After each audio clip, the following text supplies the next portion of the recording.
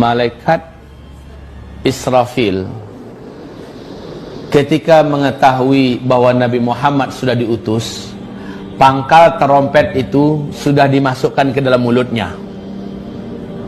Kemudian kata Rasulullah, kedua bola matanya tiap sebentar melirik ke bawah arasy Allah, menunggu aba-aba kapan ini ditiup. Ternyata saat dia dapat instruksi untuk ditiup, langsunglah dia meniup. Akibat tiupannya ini, kata Rasulullah sallallahu alaihi wasallam, seluruh sendi-sendi alam semesta hancur sehingga seluruh alam semesta menjadi lemah. Langit menjadi lemah, bumi menjadi lemah, matahari menjadi lemah, bintang-bintang dan seluruh tata surya menjadi lemah. Lalu mereka akan bertabrakan antara satu dengan yang lain. Kaum muslimin yang kami muliakan, kondisi ini menjadikan beberapa pemandangan berikut ini pasti akan disaksikan oleh orang yang hidup ketika itu. Maka Nabi mengatakan, seburuk-buruk orang yang pernah hidup di bumi adalah orang yang nanti langsung menyaksikan kejadian kiamat. Apa yang terjadi? Lihat di dalam Al-Quran, Allah berfirman di surat Al-Haqqah, surat yang ke 69 di ayat 13 sampai 14. فَإِذَا نُفِخَ فِي الصُّورِ نَفْخَةٌ وَاحِدَةٌ وَحُمِلَتِ الْأَرْضُ وَالْجِبَالُ فَدُكَّتَا دَكَّةً وَاحِدَةً. Saat tiupan sangkakala pertama ditiup, bumi langsung berbenturan dengan yang lain-lainnya. Akar-akar gunung lepas, akar-akar gunung lepas, lalu menghantam kembali bumi ini. Gunung-gunung di mana lepas menghantam bumi ini. Mereka saling bertabrakan antara satu dengan yang lain. Manusia ketika itu seperti anai-anai yang berterbangan. Manusia yang ada seperti anai-anai yang berterbangan. Gunung-gunung seperti kapas yang ditiup. Gimana kapas yang ditiup? Ada, kebayang deh kapas yang ditiup, ya. Seperti itulah keadaan gunung-gunung. Tadi bersihin. Bapak Ibu yang kami muliakan, kondisi ketika itu. Kemudian, apalagi pemandangan yang akan dilihat? Seluruh air laut akan melalap daratan bumi yang tersisa. Wa idzal biharu fujirat, dan apabila seluruh laut fujirat. Tsunami yang pernah terbesar di alam ini sejak bumi terkembang adalah tsunami Nabi Nuh. Berapa ketinggiannya? Berapa? Ya, setinggi gunung. Coba deh disebutkan secara ilmiah berapa? Di Al-Bidayatu wan Nihayah oleh Al-Hafiz Ibnu Katsir dijelaskan tingginya tsunami Nabi Nuh 5.000 meter.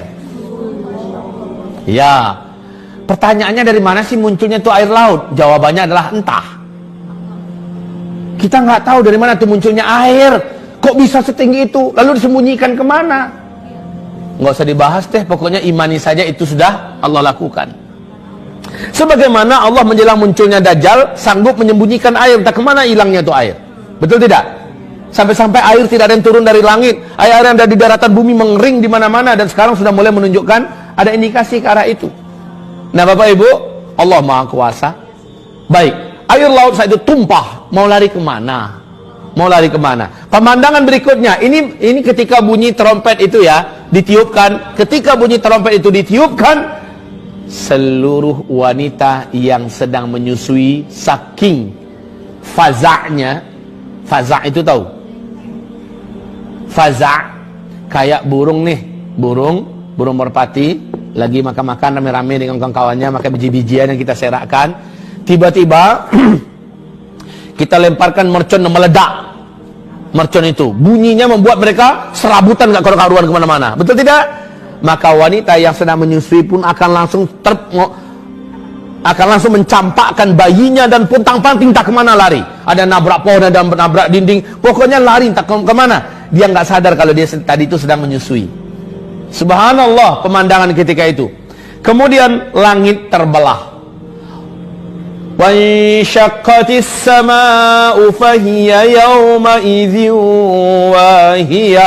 Langit menjadi terbelah.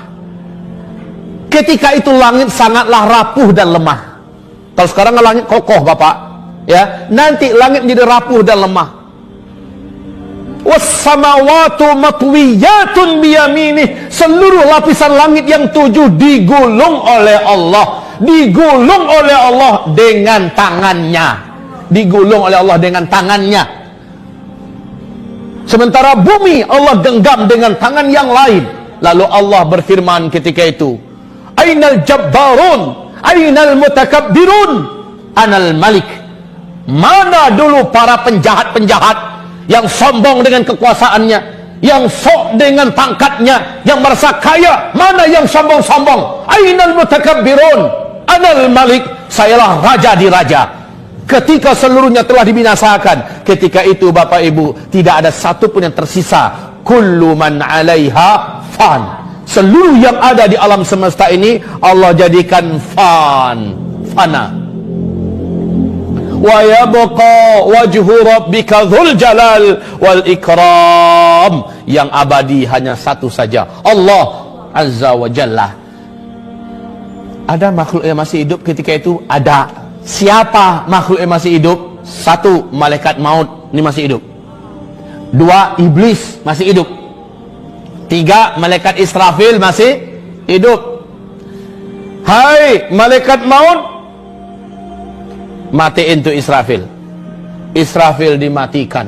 Sakitnya luar biasa, jeritannya, Masya Allah. Kalaulah masih ada manusia yang hidup, mati langsung manusia mendengar jeritan kematian ini. Setelah malaikat Israfil dibunuh, dimatikan, karena memang seluruh yang bernyawa ketika kiamat wajib musnah semuanya.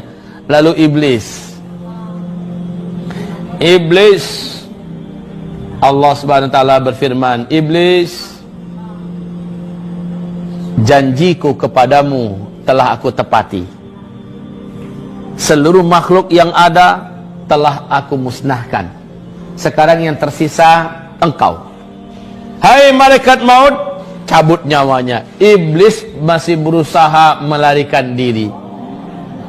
Kemanapun dia lari, malaikat maut memiliki kemampuan yang gak ada apa-apanya iblis. Udah nunggu malaikat maut di sana. Mau kemana coy? Kemana saja lari, ditunggu, akhirnya dicabut. Begitu juga kata Rasulullah, jeritan kematian iblis ini sangat mengerikan. Selanjutnya, Allah lah yang mematikan malaikat maut. Allah lah yang mematikan malaikat maut. Ketika Allah matikan malaikat maut, apa jeritan malaikat berkata, aduhai kiranya begini berat kematian itu, begini menyakitkannya. Kalau aku tahu, pasti aku akan berlembut-lembut dulu dalam mengambil. Iya, sakit Pak. Malaikat maut pun yang sebenarnya begitu perkasa, tidak ada makhluk yang lebih perkasa melainkan malaikat maut. Semuanya mampus di tangan malaikat maut. Ya. Sekarang malaikat maut dimatiin tuh oleh Allah Subhanahu wa taala. Selesai.